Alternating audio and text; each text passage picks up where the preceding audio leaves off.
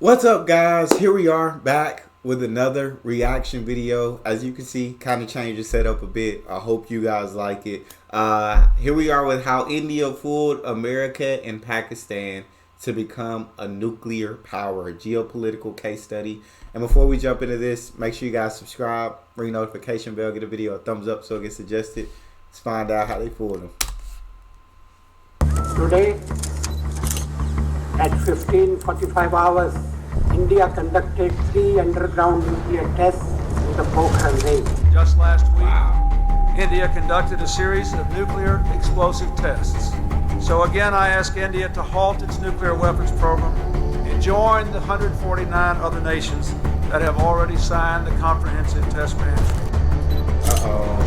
Pakistan, China, the United States of America and several other countries sharply reacted to the Indian nuclear tests. Oh wow. लेकिन भारत ने इन सभी आलोचनाओं को किनारे करते हुए 13 मई को फिर से पोखरण में 2 और परमाणु परीक्षण किए. A widespread atomic power industry in the world will necessitate an international society in which the major states have agreed to maintain peace.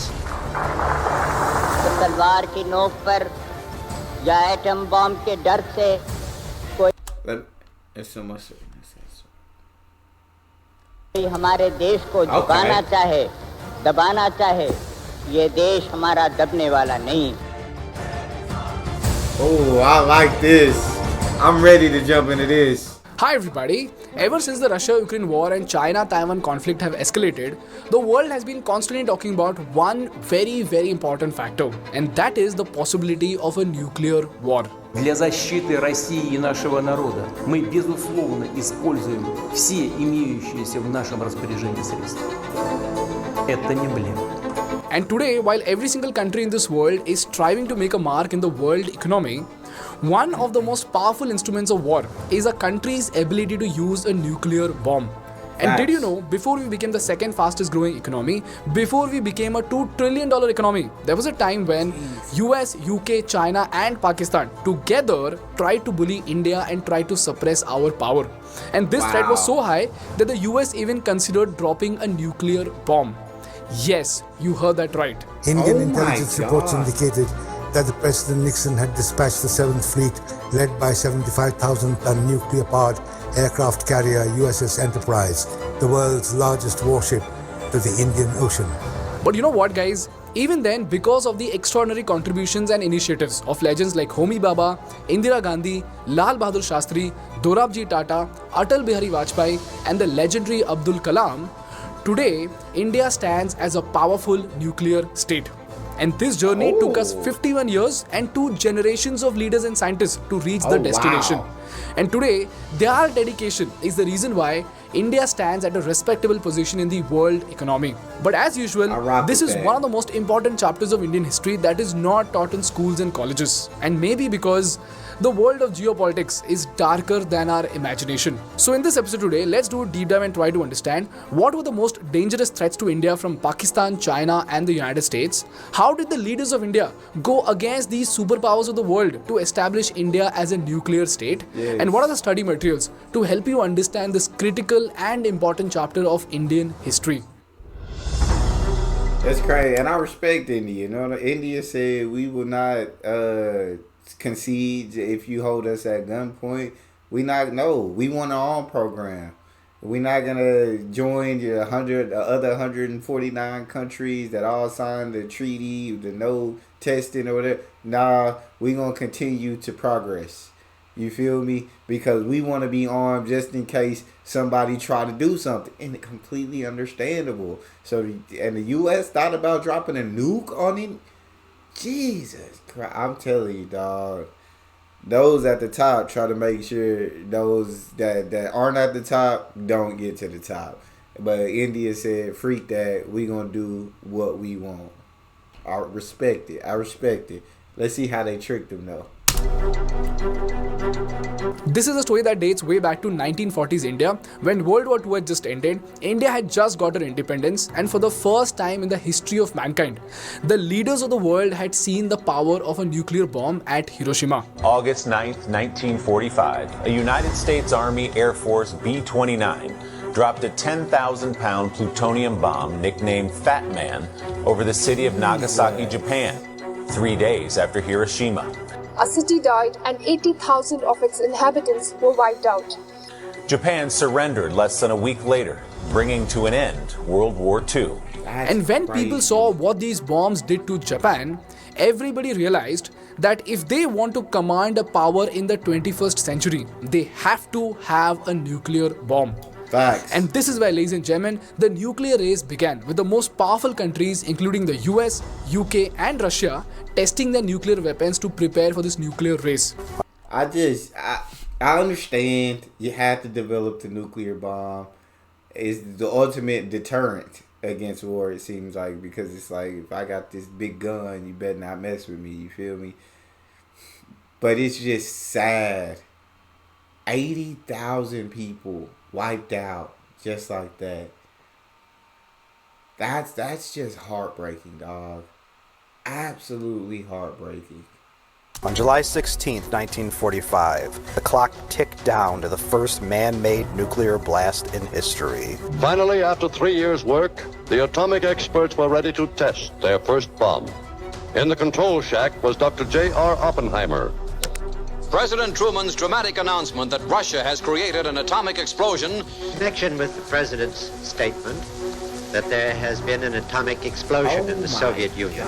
While US did their tests in 1945, Russia did it in 1949, UK did it in 1952, France did it in 1960, and lastly, China conducted their tests in 1964. And while these countries were conducting their nuclear tests, nobody in the world said anything.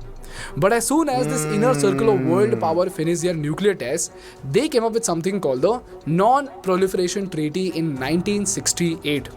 This treaty stated that non-nuclear states must commit themselves to not manufacture or acquire nuclear weapons, while nuclear weapon states commit not to in any way assist, encourage or help any non-nuclear state to acquire nuclear weapons.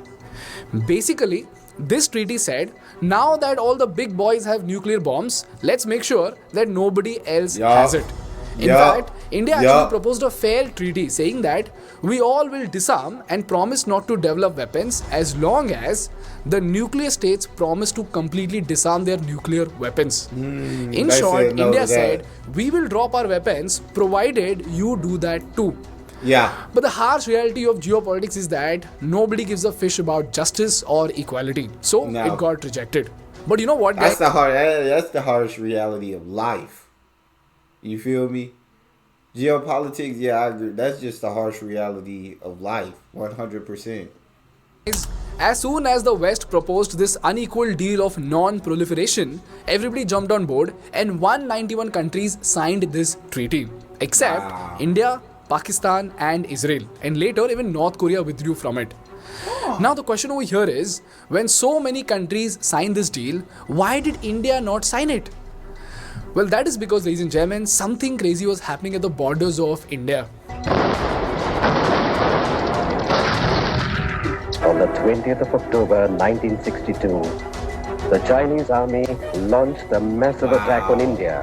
इस युद्ध से मिली सीख ने भारत को सामरिक तौर पर मजबूत कर दिया था. On October the 20th, 1962, the first Chinese shells came screaming down, and the war had begun. On 20th of October 1962, the Chinese invaded Ladakh and Arunachal Pradesh, and India lost about 43,000 square kilometers of land, which was captured by China in Aksai Chin. And from then till today, there have been border tensions between India and China. And then immediately, in just 3 years, we got attacked again by Pakistan, and this led to the 1965 India-Pakistan war. By April, the armies of India and Pakistan were involved in a full battle over the control of the old Kanjarkot fort. On top of that, Pakistan started to get cozy with China because we were their common enemy. And during the same time, India was a very, very weak country because our economy was in turmoil. We were facing both severe food shortages and famine problems all across the country. So in short, Pakistan and China was just one attack away from destroying our country. And this vulnerability is the reason why we did not sign the Non-Proliferation Treaty and started speeding up our process of becoming a nuclear state. That 100% makes sense when you get an attack left and right. You feel me? First China invade, now Pakistan coming. It's like, nah, dog, we need to be as strong as we possibly can to deter people from attacking us, for one. And two, if they do attack, we're properly prepared to defend ourselves. Know what I'm saying? And so it makes sense that they were like, no, we're not signing this treaty. Because China already got nukes over there. And they done already showed that they're willing to attack us. And they said Pakistan didn't sign a treaty. So, you feel me? Why would we put ourselves at a disadvantage against two countries who've already attacked us? And this is why, ladies and gentlemen, the Cold War between India and Pakistan began.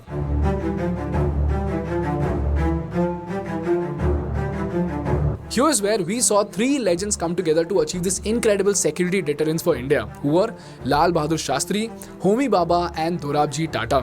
While Dorabji Tata actively financed research initiatives, Homi Bhabha was able to use this capital to establish world-class institutes like Tata Institute of Fundamental Research and Trombai Atomic Energy Establishment in 1954.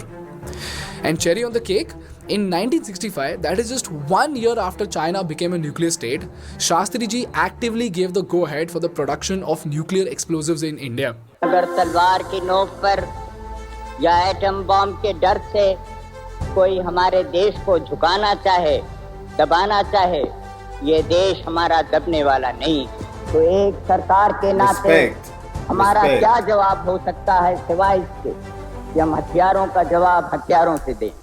And this is what led to the launch of Nuclear Explosive Design Group and something called the Study of Nuclear Explosions for Peaceful Purposes, or SNEPP.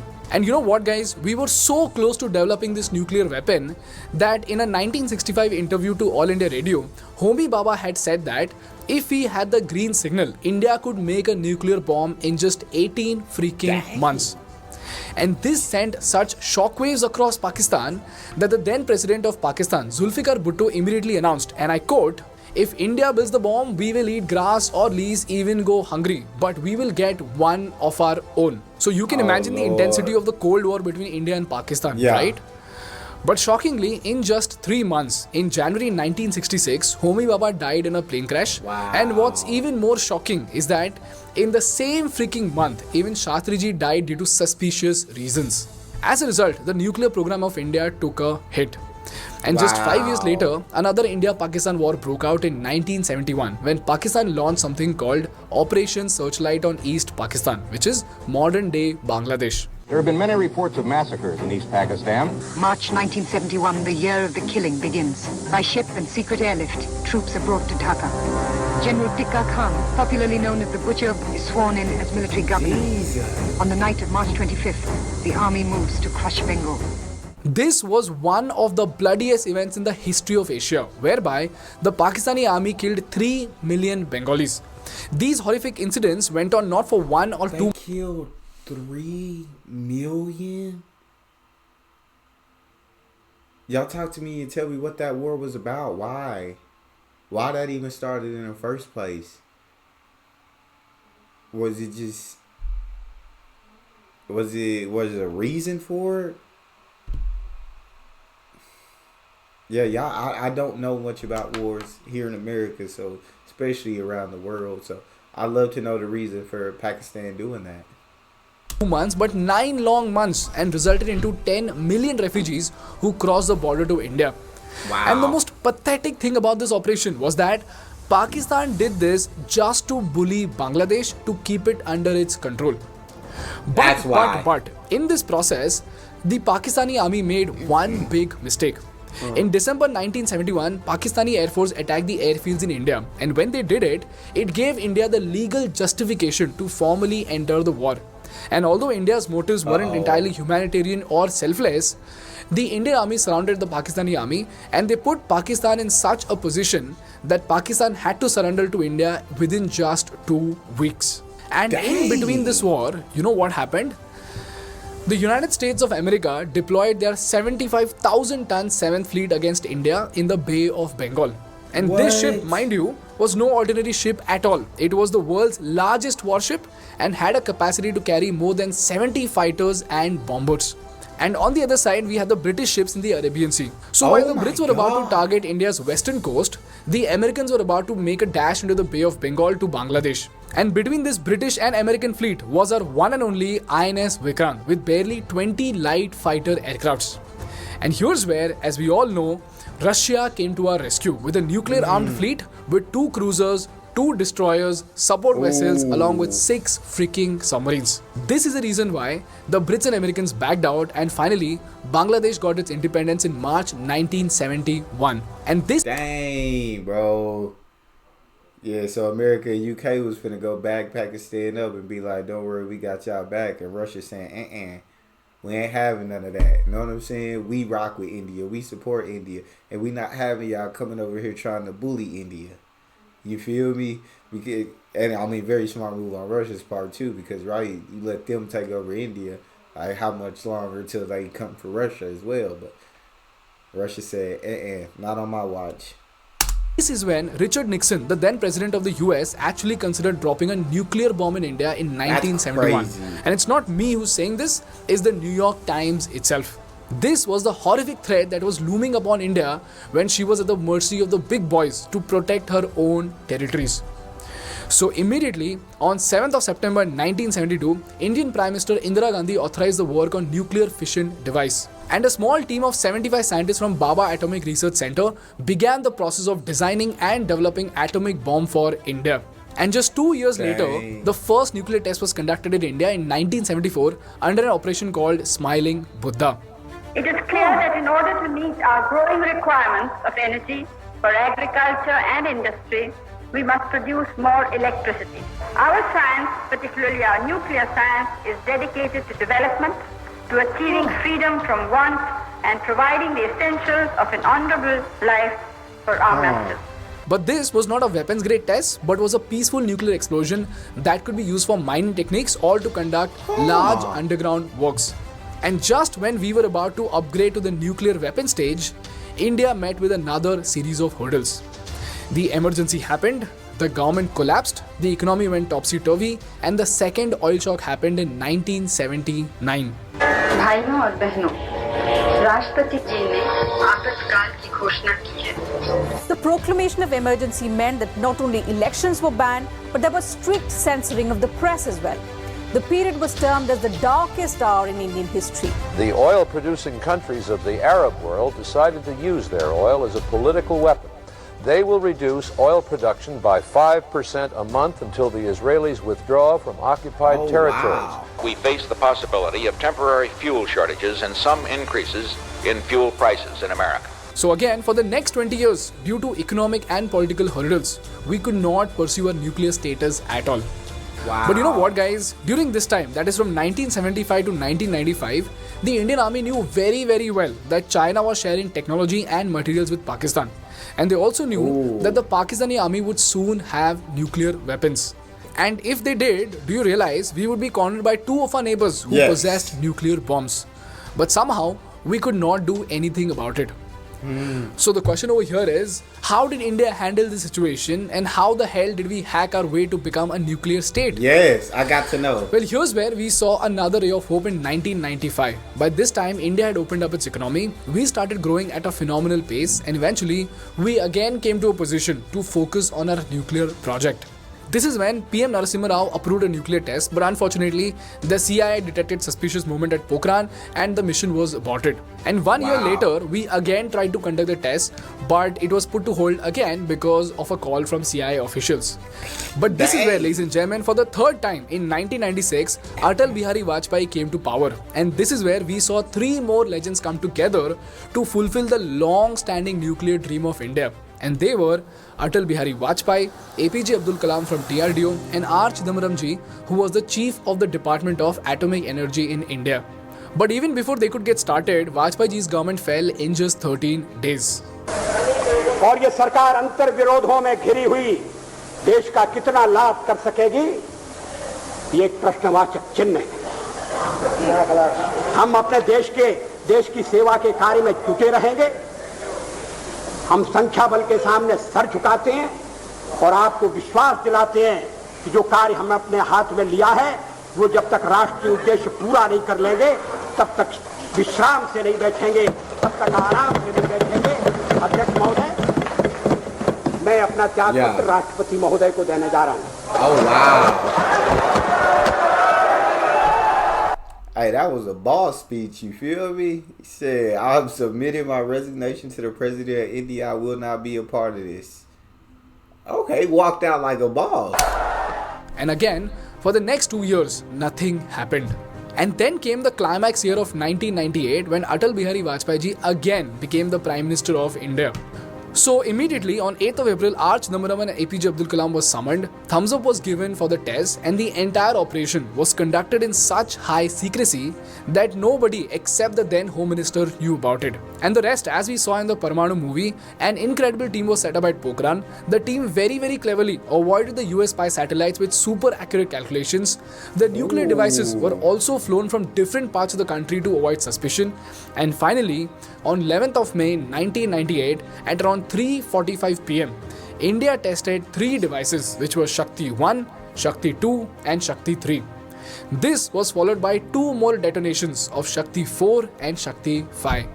And finally, the grand announcement was made by India to the world. Today, at 15:45 hours, India conducted 3 underground nuclear tests in the Pokhran range.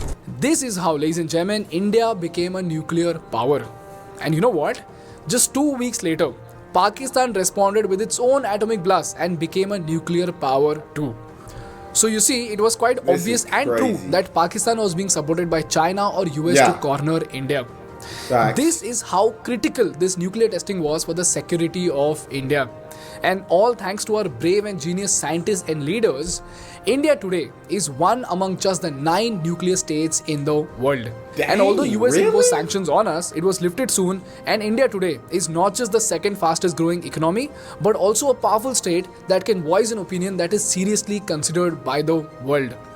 And this brings me to the last part of the episode, which are the study materials to help you dig deeper into this unsung achievement of India. Meanwhile, if you are someone who is interested in learning more about how India became a nuclear power, you should listen to this audiobook from Koku FM. In fact, during the research of this video, I probably won't do the study materials, but that was absolutely incredible. India, you know what I'm saying? CIA, the US done fooled them twice, 2 or 3 times, and said, and Kachi can't do it. And then India came super secretive, got the text in, then told the world, hey, we a nuclear, we got nuclear power over here. We got bombs. And then 2 weeks later, Pakistan got bombs. Definitely was getting help from China or the US to help them try to corner India. And then India couldn't be the only one without bombs, with China on one side and Pakistan on the other side, and not have the ability to defend themselves, not have the ability to do nothing. So India said, forget that. And I absolutely respect it, absolutely love it. They wasn't having it. That's all we have. Make sure you guys subscribe, ring notification bell, get a video a thumbs up. It's your boy Neal. Out.